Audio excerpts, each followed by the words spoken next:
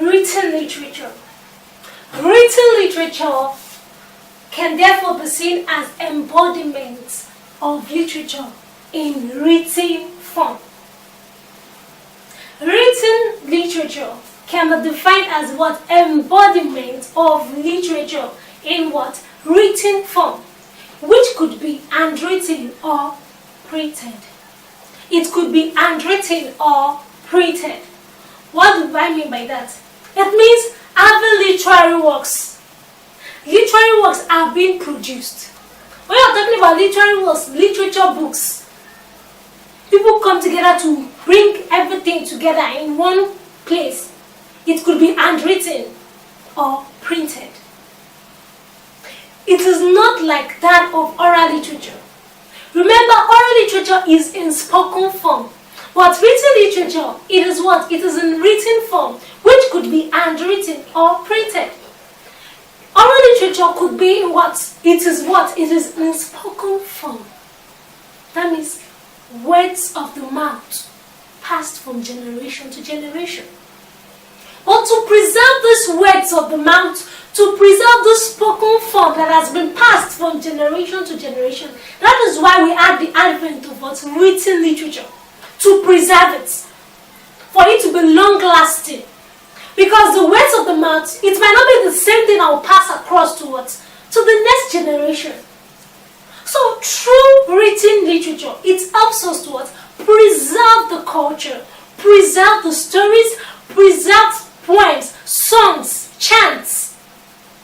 Everything is well known, written. It could be handwritten or printed.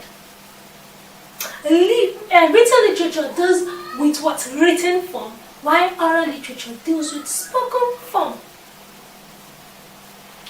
With the development of writing came the preservation of literature. They were able to preserve literature. All the stories, all the folk tales, all the folklores, they were what? Preserved. The culture were preserved. Because now it is what? It is written. There is no what? Stories that have been passed from generation through the words of the mouth. Everything, for it to be long-lasting, we have the written literature. This tends to make literary material to be long-lasting when preserved in black and white. Written literature helps to preserve the what? The spoken form, the oral literature. And this tends to make literary material to be long-lasting when preserved in black and white. That means putting down those literary words together in what? Black and white. In a printed form or in a handwritten form. Written literature came after what? The oral literature. I told you oral literature began with what? Passing of stories and tradition from what generation to another generation.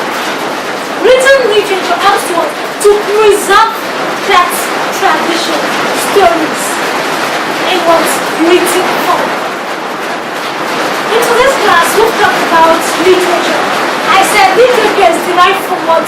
The word literate, which is ability to read and write. Literature now is the body of written words in different forms of language.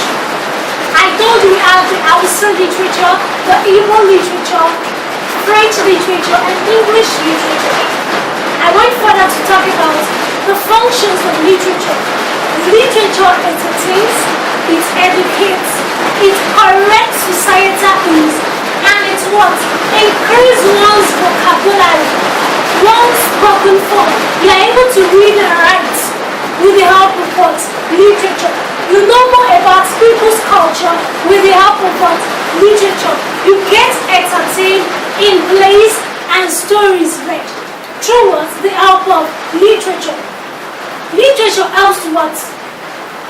Give moral. It teaches moral.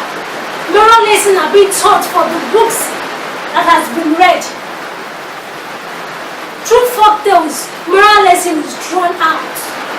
And we also went for to talk about oral literature and written literature.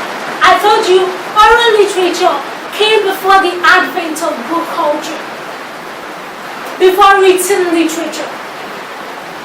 Oral literature is what? Stories, chants, festival songs, traditional wedding songs that have been what? Passed, stories that have been passed from generation to another generation in different occasions, in different societal occasions. Through oral literature, stories have been passed from generation to another generation with the help of oral literature. Now, after oral literature came into existence, we have what? Existence of written literature. All those words, all those books are what?